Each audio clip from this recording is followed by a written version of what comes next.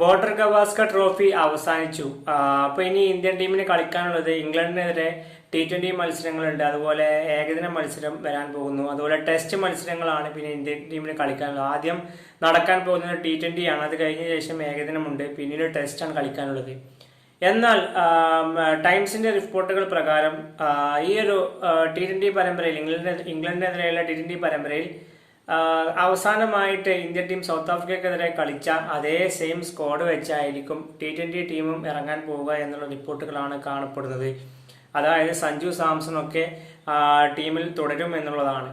എന്നാൽ ഏകദിന ടീമിലേക്ക് വരികയാണെങ്കിൽ ഏകദിന ടീമിലും ടെസ്റ്റ് ടീമിലും എടുക്കുന്നതിന് മുമ്പായിട്ട് ചർച്ച നടത്തും.